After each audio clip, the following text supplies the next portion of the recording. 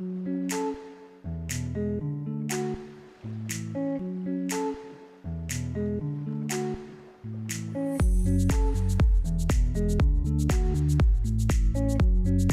name is Dorothy Onyango. I am the CEO and founder member of Women Fighting AIDS in Kenya. WOFAK was founded in 1994 by a few of us who are HIV positive and others who are not necessarily positive, but they were supporting the cause of the organization. I grew up in Kitale. From a humble background. I have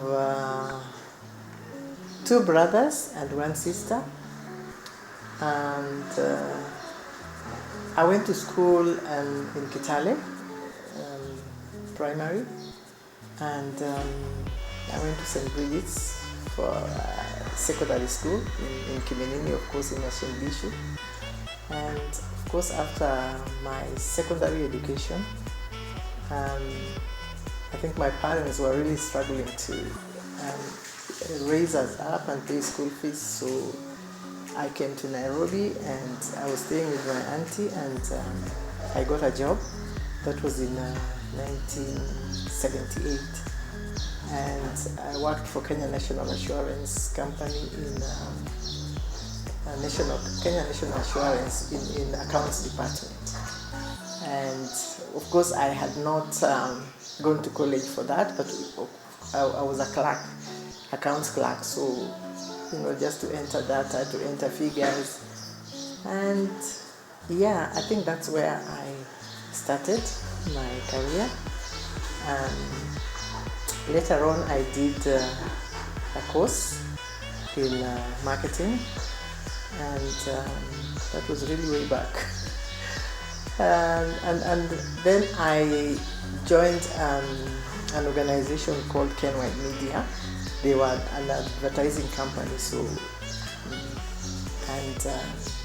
apparently my cousin had relocated to the United States, so she actually left me her printing press. So I was managing the printing side, and then of course the Kenwide Media was doing marketing. So we joined together, and I think in 1990, unfortunately, I got sick.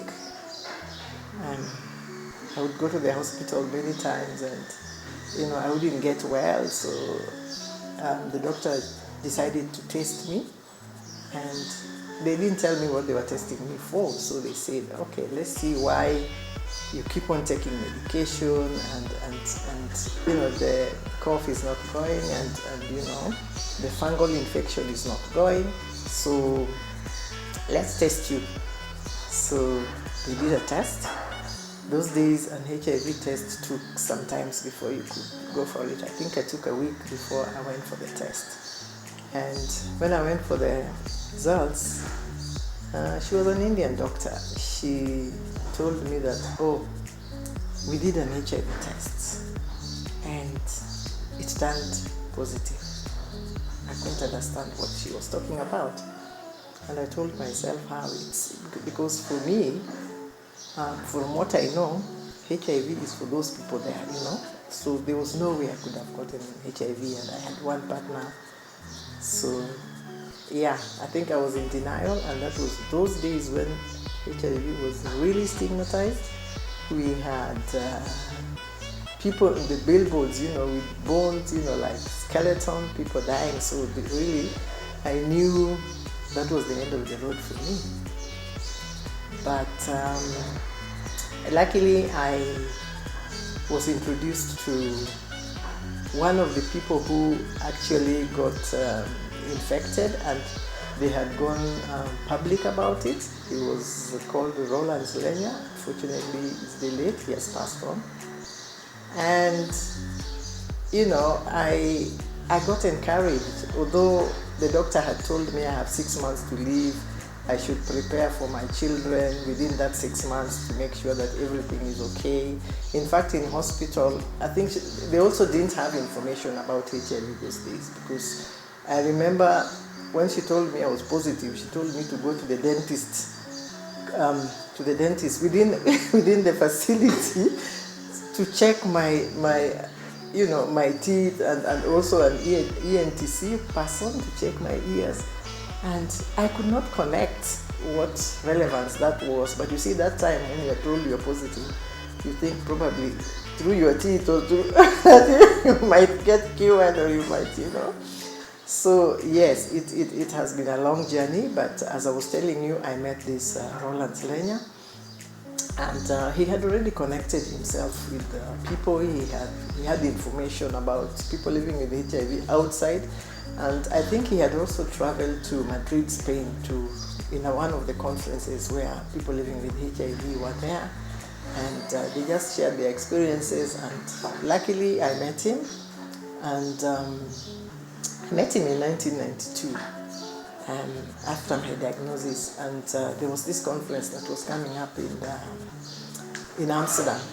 So this was an international AIDS conference, and he organized for me and other women and the wife to go to Amsterdam to this meeting, and the meeting was a pre-conference for women and the main conference. So we were 54 women from all over the world in that conference, and what we learned was that the people from the West already had organized themselves into groups, and they knew how to support each other as women living with HIV. So I think the message that we came with, that when you come back to your countries, try and come up with the groups that you can support one another. Of course, we didn't have funding, but already I was actually working somewhere, so I was able to support an office and probably postages to write in proposals so that we could support a group that can help women. So we would just come together, share information, cry on one's shoulders, laugh, And I think that's how WOFAK kicked up. So in 1994, we registered as an NGO. For my family, it was really, really difficult to share that information. And of course, the information that was out there that HIV is equals to death, and then people who get HIV are promiscuous. So really, how do you even start telling your children that this is what I have, and even your family? So for some reason, I think my children got the results, but I never got courage to even share with them. In fact, until they go to university, I kept on hiding. I was open about my HIV status internationally, but locally I was helping those women living with HIV. That is how difficult it was, because people labeled you, you are stigmatized, you don't know, you are going to lose your friends, your family, So in fact, what happened to me, I have 3 children. I have 3, one girl and 2 boys, and my daughter was already in boarding school with the firstborn. And then my sister took my secondborn to stay with them, to take him to school. And my brother took my last one to stay with them. And they were thinking I was going to die. I also thought I was going to die, but it was a blessing in disguise, because they took them to school, they were supported, they were their family. And I think the day I was able to now disclose to my children, I was attending a conference in Washington, and I invited them because I was a speaker, and I was going to talk about my status and my work. So I invited them because I thought that was the only best way to do it. And I invited them, and they came with me because already they were in university in the United States. I actually took them to the United States because I thought I was going to die. So I didn't want to see them seeing mommy with bones and things like those. Somebody who is emaciated, and so I took them to the United States. So to cut a long story short, they came in, they listened to my presentation, and then as we were going home, I told them, "Oh guys, how did you feel?" That was my 2 boys. And my last one told, Mom, but we knew. I said, how did you know? He said that I found your results in your bedroom, because they used to come to my bedroom and you'd love to watch my TV in the bedroom and not the one in the sitting room. And this we knew a long time ago, and that's why we've been bringing for you like when you go out for scouting or for meetings and they have anything about HIV, they will bring it to you. You know, those days we have those CDs, I don't know what they are called, that you put and you can watch as a video. So I said, oh my God, I felt so bad. But yes, they knew, they would encourage me, but I, not knowing that this is what they were doing. So apparently I had already separated with their dad, and he had passed on by the time they knew, but he was also HIV positive, which he never disclosed to me anyway. I knew it when he was in his deathbed, but we had really separated.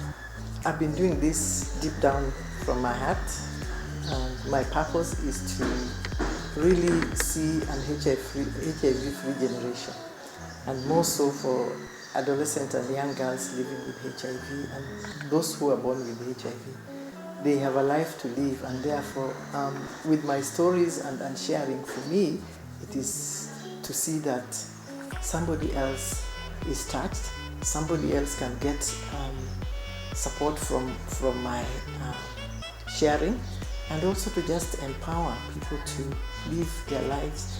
And really what makes me happy, because I know as WOFAK we have really empowered so many women. They have gone out there, they have gone back to school, they have gotten married, they have had children, and of course children who are free from HIV, because what we do is care and support for women living with HIV. And just probably to bring out one is we work with HIV pregnant women, and we work with them so that they are able to go to the clinic. We do follow-up, we do referrals, so that they take their medication, they adhere to their medication, so that they don't infect their babies, and at the same time they also remain healthy as they take their medication.